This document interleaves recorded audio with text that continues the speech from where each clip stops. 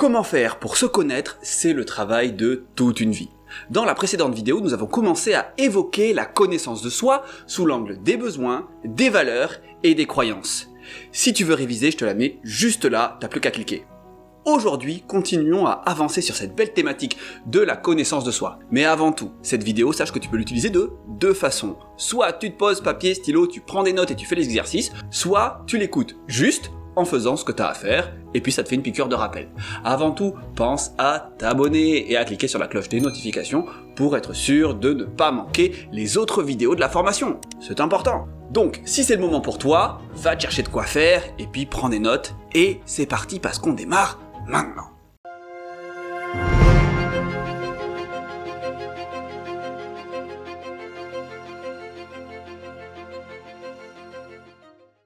Hello, chers héros, chères héroïnes, ici Lishan, formateur coach hypersensible spécialisé dans l'accompagnement de l'hypersensibilité, j'espère que tu vas bien. Avant de démarrer cette vidéo, j'ai une annonce à te faire. J'ai lancé mon nouveau site internet incarne.fr. Si tu souhaites te faire accompagner dans ton hypersensibilité, tu trouveras plein d'éléments pour avancer là-dessus. Il y a des webinaires, des conférences, des séminaires, du coaching. Bref, tu as tout ce qu'il faut, donc vas-y, incarne.fr. Maintenant, comme on l'a vu dans la dernière vidéo, mieux se connaître sous l'angle des besoins, des valeurs et des croyances va générer en nous plus de satisfaction, plus de motivation et plus de confiance. Et pour continuer dans cette dynamique, le travail que nous allons faire aujourd'hui va t'aider à connecter avec plus de conviction, de sentiment d'appartenance et d'engagement. Donc aujourd'hui, on va parler de rôle, de place et de mission. Et tu vas voir que quand on est hypersensible, ça peut être vécu avec une très grande intensité. On va voir comment. Et c'est parti avec 1. Le rôle. Qu'est-ce que le rôle ? Si on pouvait donner une définition, on dirait que le rôle est une attribution personnelle qui me pousse à orienter mes actions de façon bien particulière. On pourrait dire que si la vie était une pièce de théâtre, chacun, nous aurions un rôle à y jouer. Tu vois ce que je veux dire ? Pour t'aider à y voir plus clair, je vais utiliser la notion d'archétype.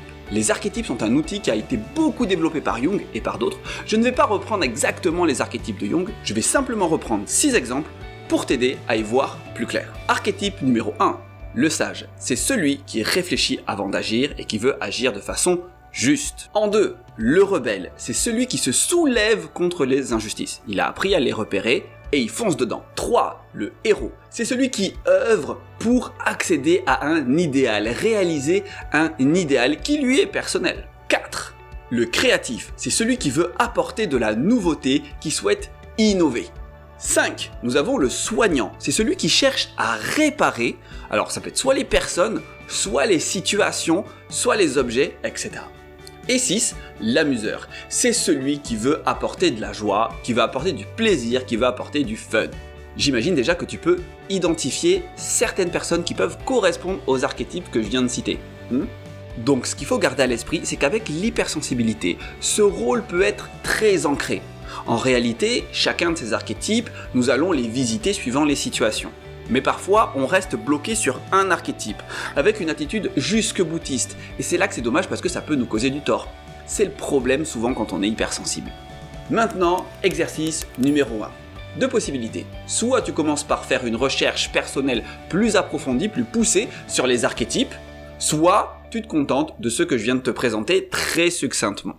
Okay ? Ensuite, tu vas t'observer dans ta journée et tu vas regarder dans quel archétype tu te situes le plus souvent. Et regarder à quel moment cela peut te créer du tort et finalement quel archétype peut être plus pertinent. Sauf que quand une personne te fait vivre une injustice, soit elle prend quelque chose qui t'appartient ou soit elle te pique ta place ou que sais-je. Eh bien dans ce rôle de soignant, tu risques un peu trop d'être dans cette dimension de vouloir la comprendre plutôt que simplement dire « Ok, là ce que tu viens de faire ça ne me va pas ». D'accord ? Et là, ce serait l'archétype du rebelle qui pourrait être intéressant que tu adoptes pour pouvoir poser tes limites. Tu vois ? C'est ça l'idée. Parfois, on est trop souvent dans un archétype bien précis et l'idée, ce serait d'arriver à en changer. Fais ça et tu me diras ce que t'en penses. 2. La place. La définition de la place, ce serait le positionnement naturel que je prends dans mon environnement pour contribuer à un certain équilibre. Donc, je vais te proposer 4 types de places que l'on peut prendre dans un groupe pour créer cet équilibre. Première place, à l'avant. Je suis le leader, je mène le groupe, je vois la direction, je fédère tout le monde et j'avance. En 2, au cœur du groupe. J'attire l'attention. Je souhaite pas forcément qu'on me suive, mais j'attire l'attention parce que peut-être que j'ai quelque chose à dire, quelque chose à montrer, quelque chose à apporter et je me mets au centre pour être bien vu par tout le monde. En 3, parmi les autres. C'est-à-dire que là, je prends une place qui me fait me sentir avec tout le monde a la même valeur, je suis un maillon de la chaîne, comme toi, comme l'autre, et puis là, je ressens un certain équilibre. Et en 4, en observateur, là, je suis à l'extérieur du groupe, et finalement, j'observe, je regarde les structures, j'essaie de comprendre comment ça se passe sans forcément trop participer. Et c'est là qu'avec l'hypersensibilité, quand on est habitué à une place, eh bien on a du mal à en changer. Cette place est ancrée et elle peut nous causer du tort. C'est pour ça qu'il est hyper important d'apprendre à la faire évoluer suivant les situations. Maintenant, exercice numéro 2. Observe-toi. Quel type de place tu prends plus facilement quand tu es au sein d'un groupe et vérifie que cette place est juste. Parce que sinon, ça risque de te mettre en grande difficulté. Exemple, tu as plutôt l'habitude d'être observateur dans le groupe, donc tu te mets un peu à l'écart. Sauf qu'à un moment donné, si tu dois participer à des travaux avec des amis, etc., eh bien, on risque de te prendre pour l'inspecteur des travaux finis. Et là, tu peux te mettre les personnes à dos. Donc là, ça peut être intéressant finalement de te mettre parmi tout le monde et de pouvoir travailler avec tout le monde. Ou alors, tu peux être à l'aise parmi tout le monde, chacun a une place qui peut être équivalente, on a tous la même valeur, et là c'est à toi de prendre une décision. Ben, ça va être important que tu puisses prendre cette place de leader, de mener le groupe. Parce que si tu es en mode « Non mais c'est comme vous voulez les gars, à vous de voir, je sais pas, qu'est-ce que t'en penses toi ?» Ben là tu prends pas de décision et à un moment donné tout le monde risque de mal le vivre. Si c'est à toi de prendre la décision, prends tes responsabilités et prends cette place de leader. Nous arrivons en 3. La mission. Alors ça c'est quelque chose de super fort que j'ai beaucoup travaillé en PNL, cette notion de mission de vie. C'est assez à la mode hein, dans le développement personnel, on nous parle souvent de trouver sa mission de vie. Alors comment on peut faire concrètement? Eh bien déjà, qu'est-ce que c'est qu'une mission? Eh bien j'aurais tendance à dire que c'est une vision ou une ambition que j'incarne profondément par mes actions du quotidien. C'est-à-dire que dans une mission de vie, on n'est pas là forcément pour sauver le monde. On peut être simplement là pour apporter de la connaissance, pour permettre à chacun de se sentir le mieux possible, le plus responsable ou libéré. Okay? Ça peut être aussi d'explorer le monde pour découvrir des nouvelles choses, par exemple. Et un terme populaire issu du japonais qu'on entend beaucoup dans la littérature, dans le développement personnel, l'ikigai. Mais qu'est-ce que ça veut dire que ce mot ikigai? Eh bien, ce serait la traduction de raison d'être. Ce qui m'anime au plus profond de moi, ce qui donne un sens à mon existence. Et maintenant, comment on trouve son ikigai? Je te remercie de me poser la question, public enthousiaste. Oui, c'est la question qu'on doit se poser. Comment trouver cette mission? Cette mission, on la trouve par la convergence de 4 facteurs. Même on pourrait en dire 3, et si on est dans une dimension un peu plus business, il y en aurait 4. Celui que j'ai enlevé, c'est ce pourquoi je peux être payé. Sinon, les 3 autres que je vais garder ici, d'accord, parce qu'on n'est pas forcément dans une dynamique business, ça va être 1, ce que tu aimes faire. Qu'est-ce qui t'anime? Qu'est-ce qui te fait vibrer? Qu'est-ce qui te donne envie? Qu'est-ce qui te motive? D'accord? Pour certaines personnes, ça peut être d'assembler des choses, de créer, ça peut être de rencontrer, ça peut être de partager, de transmettre. Qu'est-ce que tu aimes faire? Ça, c'est la première question. Ensuite, deuxième partie, c'est ce pourquoi tu es doué. Les compétences que tu as. Quelles sont ces compétences? Tu as un parcours de vie, tu as appris plein de choses, tu as mis plein de choses en pratique. Qu'est-ce que tu sais faire? Ça, c'est important. Donc, convergence de ce que tu aimes faire, de ce pourquoi tu es doué, donc ce que tu sais faire. Et le troisième, ce dont le monde a besoin. Parce que c'est sûr que si tu aimes faire quelque chose, que tu es doué dedans et que le monde n'en a pas besoin, que tu n'apportes aucune valeur ajoutée à ton environnement, eh ben ça sert à rien.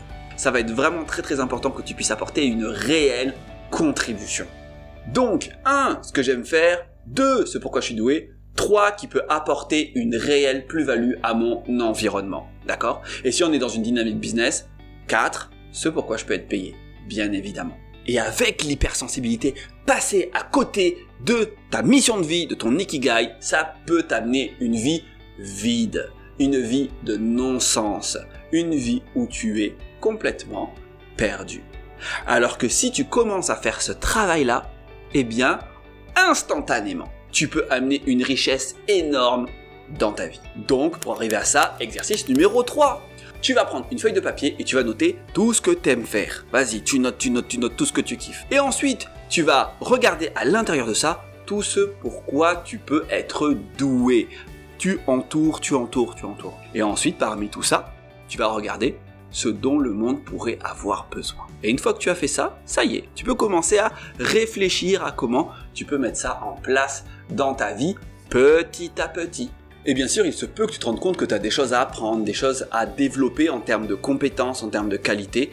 Donc oui, vivre son ikigai, vivre sa mission de vie, ça demande bien sûr du travail. Donc, en mettant tout cela en pratique, tu vas pouvoir ressentir de la conviction avec ton rôle, de l'appartenance avec ta place et de l'engagement avec ta mission. Imagine-toi te lever le matin avec conviction, sentiment d'appartenance et engagement. Alors vas-y, fais-le, fais les exercices. Si cette vidéo t'a plu, je t'invite à la liker, ça aide au référencement, ça donne du boost à la chaîne, on en a besoin. Si elle t'a aidé, qu'elle peut aider quelqu'un d'autre, n'hésite pas à lui partager, ça lui fera plaisir et ça me fera plaisir. Et si t'en as envie, va me faire un petit coucou en commentaire. Et la semaine prochaine, nous parlerons de l'image de soi. On se dit à la semaine prochaine, salut!